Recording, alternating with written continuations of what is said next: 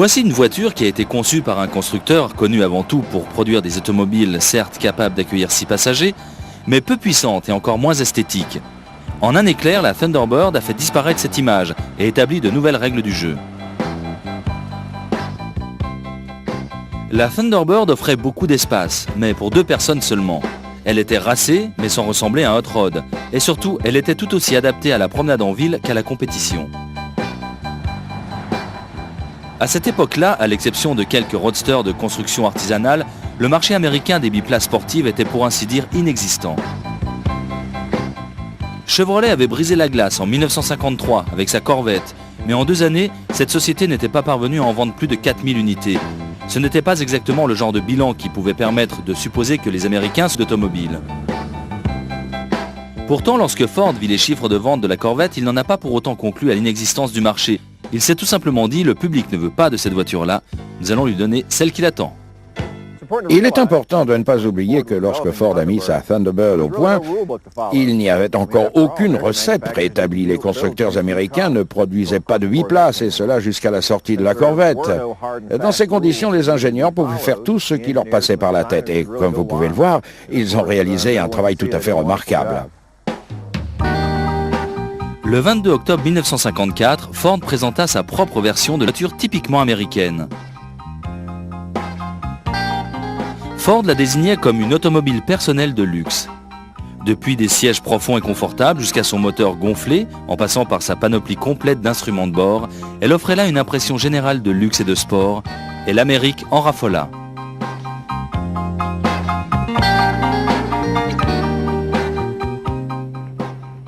La comparaison entre la Thunderbird et la Corvette fut inévitable.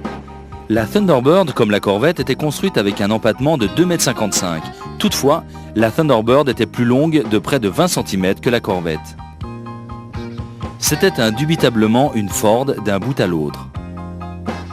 Sa garde au sol, près de 18 cm plus basse que celle de la Ford Fairlane, l'absence de chrome massif ainsi que différentes innovations au niveau de la ligne lui donnaient un caractère rafraîchissant par rapport au reste de la gamme Ford et à celle des autres constructeurs.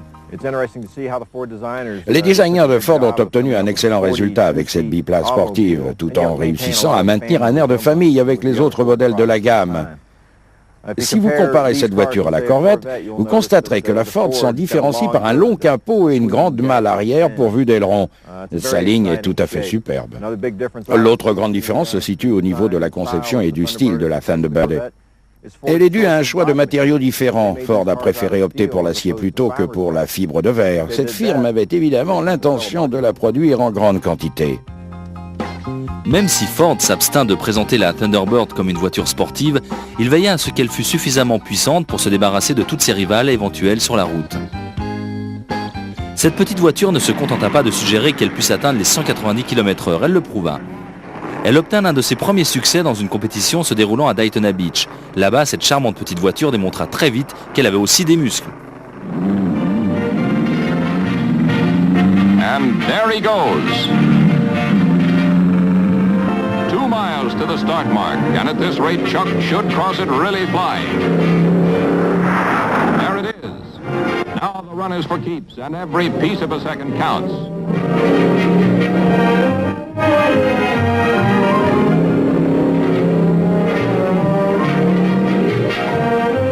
150 miles an hour. Boy! Ford avait réalisé son bloc moteur de 272 à 292 cubic inch afin d'offrir une motorisation tout à fait convaincante à sa Thunderbird. Cette Thunderbird 8 présentait un taux de compression de 8,1.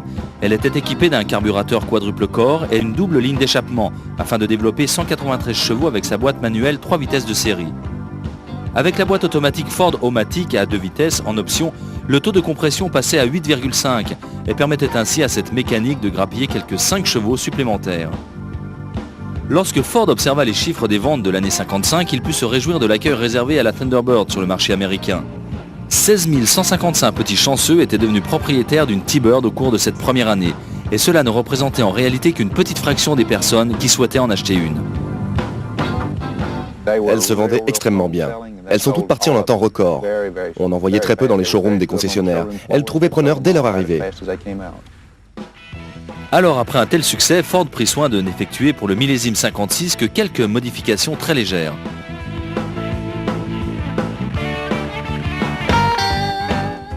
Ford savait qu'il disposait d'un modèle prometteur avec la T-Bird et il décida simplement d'améliorer le confort des passagers sans toucher à la ligne. Des déflecteurs en verre furent installés sur les montants du pare-brise et l'habitacle put être ventilé grâce à un système de volets placés sur chacune des ailes avant. Pour accroître la taille de la malle arrière, Ford décida de placer la roue de secours sur le pare-choc arrière, montage appelé Continental Kit. Le populaire hardtop amovible fit son retour cette année-là, agrémenté d'une innovation qui reste encore aujourd'hui attachée à l'image de la T-Bird, les hublots. Le modèle de 55 ne disposait pas de hublot. Les premiers exemplaires de la 56 n'en étaient pas non plus équipés.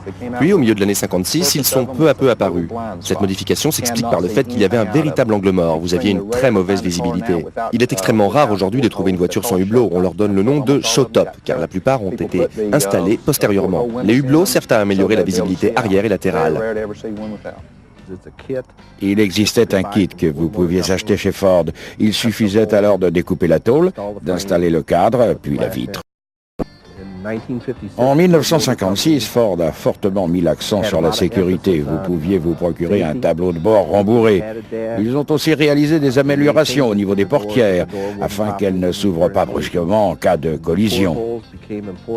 Les hublots ont joué un rôle très important dans l'amélioration de la visibilité.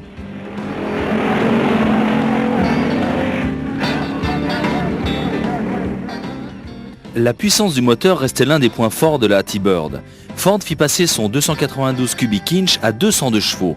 Il proposa aussi un moteur encore plus gros, le 312. Avec ses 225 chevaux, le 312 permettait d'obtenir de meilleures performances à l'accélération. Performances pourtant déjà excellentes. Fin 56, vous pouviez même vous procurer une version équipée de 2 carburateurs quadruple corps baptisés E-Code Engine, qui développait quant à elle 260 chevaux. À la fin de l'année 56, Ford régnait en maître sur le marché de la biplace aux États-Unis. En seulement 2 ans, ce constructeur était parvenu à vendre près de 32 000 T-Bird. On comptait près de 5 T-Bird pour une seule Corvette. The 1957 Ford Thunderbird. You're looking at the latest version of America's most talked about car. En 1957, Ford entama la production de celle qui allait devenir la T-Bird par excellence et une véritable icône pour l'Amérique tout entière. La T-Bird de 57 arborait de jolis petits ailerons qui lui seillaient à merveille. Elle avait aussi gagné 15 cm, ce qui est de replacer la roue de secours à l'intérieur de la malle. La calandre et le pare-choc avant de la T-Bird avaient été légèrement agrandis et les combinaisons d'aménagement intérieur et de coloris extérieur avaient été remis au goût du jour. Vous aviez ainsi le choix entre 10 couleurs différentes de peinture et tout un ensemble de garnitures intérieures adaptées, le tout offrant 34 combinaisons différentes. La course aux chevaux battait maintenant son plein à Détroit et il était hors de question pour Ford de laisser sa petite T-Bird se contenter de la seconde place. Les blocs Y292 et 312 étaient encore disponibles, mais la puissance des moteurs équipés d'un carburateur quadruple corps avait été portée à 212 et 245 chevaux. Le moteur à double carburateur quadruple corps développait à présent 275 chevaux. Les amateurs de puissance avaient également la possibilité de commander le modèle équipé du 312 avec l'arbre à cam NASCAR spécial développant 285 chevaux. Le haut de gamme en matière de motorisation pour la T-Bird était le 312 F-Code. Il était équipé d'un compresseur Paxton à entraînement par courroie. Ford construisit 208 T-Bird de ce type cette année-là en gardant à l'esprit des épreuves de vitesse de la NASCAR. First, this Ford Thunderbird beat all other American production stock sports cars in acceleration. The Thunderbird reached a speed of almost 150 miles an hour at the finish line. Sur la plage de Daytona, Chuck Daigh et d'autres pilotes célèbres établirent de nouveaux records avec cette machine. Dans toute l'Amérique, la T-Bird démontrait ainsi qu'elle pouvait servir à autre chose qu'à conduire sa cavalière au grand bal du lycée. La tenue de route était excellente, même par rapport aux normes en vigueur aujourd'hui. Elle était équipée de barres stabilisatrices à l'avant et de ressorts à lame. Et même à 130 ou 140 km/h, elle se comportait extrêmement bien. Quelle direction prendre lorsqu'on produit déjà la biplace la plus appréciée des États-Unis ? Eh bien, Ford s'est dit que si la 2 places était tant appréciée, la 4 places le serait 2 fois plus. Avec sa Thunderbird, Ford avait créé une toute nouvelle catégorie de voitures. Une voiture personnelle, luxueuse, aussi somptueuse qu'une limousine et aussi racée qu'une sportive. Le marché américain de la 2 places restait cependant minuscule, et un marché minuscule n'engendre que de très maigres bénéfices. Heureusement, la T-Bird établissait elle-même les règles du jeu, et aucune d'entre elles ne précisait qu'une voiture personnelle devait être limitée à 2 places. Alors en 1958, la Thunderbird changea radicalement et put désormais accueillir 4 personnes. Les ingénieurs de Ford ont fait preuve de beaucoup de clairvoyance. Ils savaient que le marché s'intéressait essentiellement aux 4 places. Les gens pensent avant tout à leur famille et ils veulent pouvoir se promener. Toute étude de marché indiquait que la demande serait plus importante proposée en version 4 places. Et vous savez quoi? Ils ont eu raison. En 1958, les ventes ont crevé le plafond. Les hurlements des fanatiques de la biplace furent rapidement étouffés par l'enthousiasme des centaines de milliers de nouveaux clients. Il existait maintenant une version hardtop, en plus de la décapotable, et ces 4 sièges baquets connurent immédiatement un immense succès. Le marché s'était révélé si bénéfique pour la petite Thunderbird en version 2 places qu'ils ont pensé pouvoir obtenir une meilleure place sur le marché avec une sportive familiale. Cela renforcerait leur position. S'il y eut quelques inquiétudes quant à l'accueil qui serait réservé à la nouvelle Thunderbird 4 places, celles-ci disparurent rapidement. Ford vendit quasiment 2 fois plus de T-Bird en 58 qu'en 57. Elle fut l'une des 2 seules voitures cette année-là à enregistrer une progression de ses ventes. La firme décida donc, pour 59, de n'apporter quasiment aucune modification à ce modèle. Ne vous y trompez pas, la T-Bird avait été rallongée. L'empattement de la 4 places avait gagné 27 cm. Sa carrosserie était plus longue de 60 cm et plus large de quasiment 15 cm par rapport à la 2 places. Au cas où vous penseriez que la T-Bird était devenue une de ces innombrables péniches de la route, les 100 000 spectateurs présents sur le tout nouveau Speedway de Daytona ont constaté qu'il n'en était rien lorsqu'il n'a manqué que quelques centimètres à une Thunderbird 59 Holman Moody pour remporter la première édition des 500 miles. On a assisté à cette époque-là à une véritable guerre en matière de puissance sur le marché de l'automobile. C'était du moins le début du phénomène.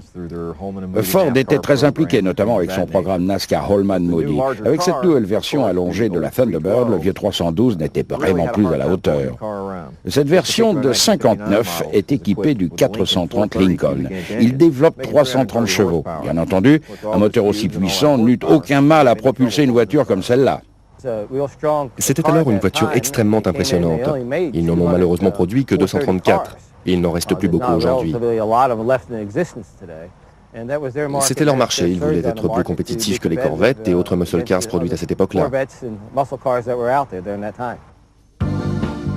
Au début de 1960, la Thunderbird fut la grande vedette de la gamme Ford.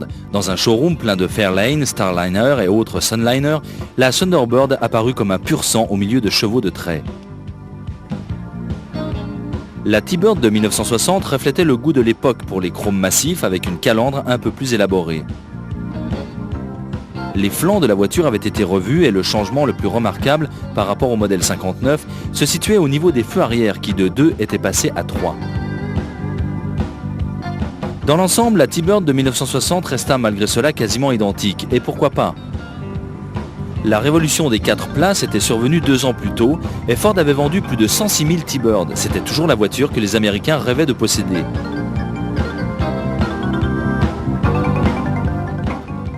En 1960, ce chiffre allait quasiment doubler, avec près de 93 000 T-Bird de plus acquises par des acheteurs particulièrement ravis.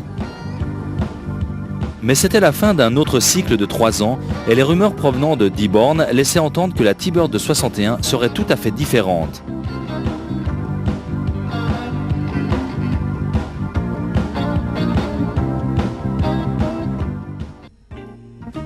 C'était une nouvelle décennie. Le flambeau avait été transmis à une jeune et créative équipe d'ingénieurs et ceux-ci voulaient assister à l'avènement d'une nouvelle génération d'automobiles. La seule voiture paraissant en phase avec cette nouvelle décennie fut la Thunderbird de 61. Une fois encore, les stylistes surportaient la T-Bird vers de nouveaux sommets. Tout en conservant quasiment les mêmes dimensions que les Squarebirds, cette nouvelle génération de Ballet Birds s'en différencia à tout point de vue. La calandre et le pare-choc avant ne faisaient maintenant plus qu'un. Et le pare-choc arrière incorporait pour sa part 2 gros feux ronds. Les ailerons, symbole des 50s, étaient réduits au strict minimum et s'intégraient parfaitement à la ligne futuriste de la T-Bird. Ford, qui avait choisi de conserver les 4 sièges baquets si populaires, proposa désormais l'assistance de la direction et des freins ainsi que la transmission automatique de série. L'une des options les plus intéressantes pour ce modèle 61 était le tout nouveau volant à déplacement latéral. Lors de l'ouverture de la porte du chauffeur, celui-ci glissait sur le côté.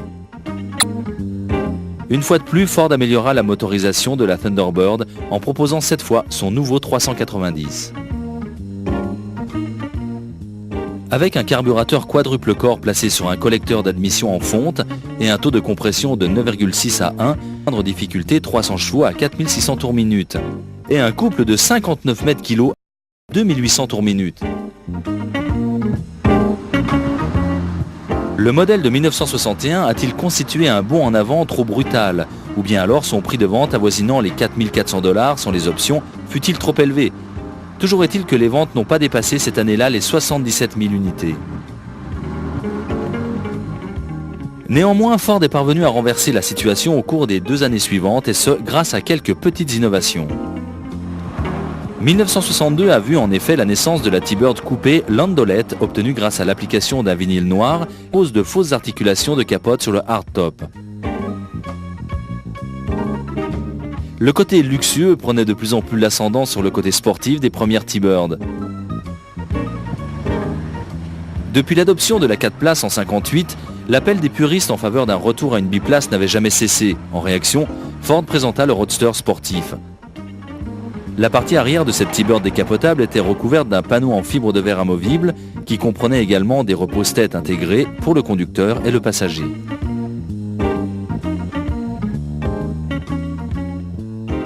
Avec ses véritables jantes à rayons Kelsey Hayes, ce fut là l'une des T-Bird les plus marquantes de son époque.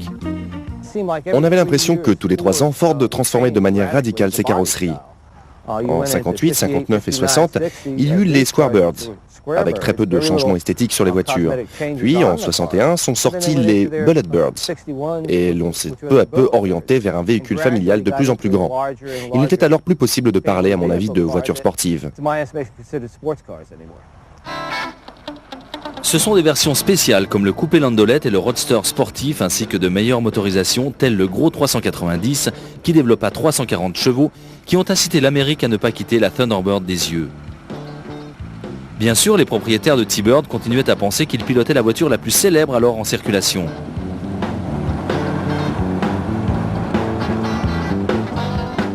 Cependant, les autres constructeurs automobiles avaient eux aussi adopté ce concept de la voiture personnelle. Ce qui, jusqu'ici, avait été la chasse gardée de la T-Bird était maintenant menacé par des voitures telles que la Pontiac Grand Prix et la Buick Riviera. Le temps était venu pour les ingénieurs de Ford de présenter un nouveau chef-d'œuvre. La T-Bird 64 rappela ainsi à tout le monde qu'elle restait la plus appréciée de toutes les voitures. De 61 à 63, Ford avait produit quelques-unes des T-Bird les plus remarquables, mais cette voiture ne lui avait certainement pas permis de battre des records de vente. En réalité, Ford ne vendit que 63 000 T-Bird en 63. Les nouvelles versions 64 décideront cependant les acheteurs à retrouver le chemin des concessionnaires de la marque qui enregistrera cette année-là un chiffre remarquable de 93 000 voitures vendues. Lors du cycle suivant, la T-Bird allait quasiment rester inchangée, mais plusieurs caractéristiques subtiles ont rendu cette génération de T-Bird remarquable. Les feux arrière séquentiels de 65, ainsi que le volant à déplacement latéral, associé à toutes les caractéristiques déjà connues, permirent à la T-Bird de demeurer ce qui se faisait de mieux dans le secteur de la voiture personnelle.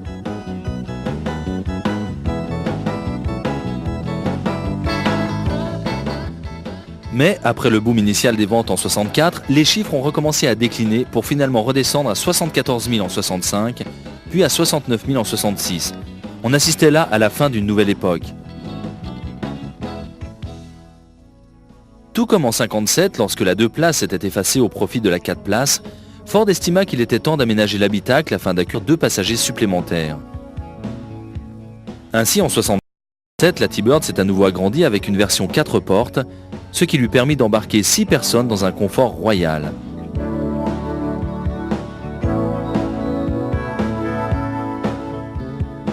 Avec la sortie des modèles 67, Ford a définitivement enterré ce qui restait de l'image sportive de la T-Bird sous plusieurs kilos supplémentaires de chrome et de tôle. Dans les années qui suivirent, la T-Bird deviendra tour à tour une grosse voiture de luxe, une voiture familiale, puis à nouveau une sportive. Elle gagna à nouveau des courses sur les pistes de la NASCAR et sa ligne révolutionna une fois de plus celle des voitures américaines. Aujourd'hui, près de 5 millions de T-Bird sont sortis des concessions Ford. Les collectionneurs et restaurateurs actuels de T-Bird se montrent beaucoup plus exigeants que la plupart des autres propriétaires de muscle car. Leur critère est celui du luxe et de l'élégance, en plus de la puissance et du couple. Pour eux, en dépit de 11 générations et de 43 modèles différents, chaque Thunderbird reste unique. Je pense que ce qu'il reste aujourd'hui de la Thunderbird, pour des gens comme moi, des passionnés, c'est l'idée d'une voiture de luxe. Il ne s'agit pas d'un hot rod ni d'une sportive, mais d'une voiture pour amateurs du luxe et de la beauté d'une ligne. Il s'agit d'une véritable icône. Si je devais me pencher sur les voitures américaines de ces 50 dernières années, il y en a sans doute 5 ou 6 qui me viendraient à l'esprit, mais celle-ci se trouverait sans doute en première place sur ma liste.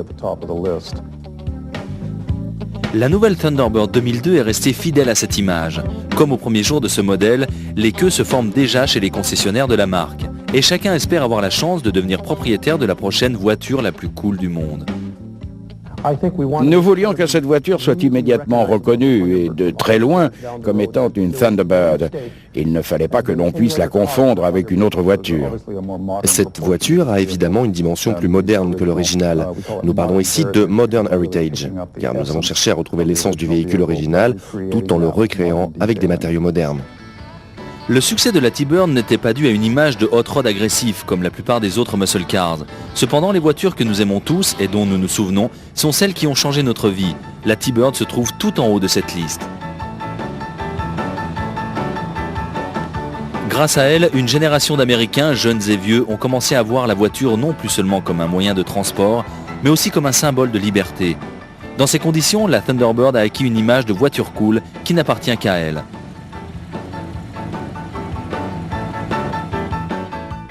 À moins qu'il ne s'agisse d'une autre Thunderbird.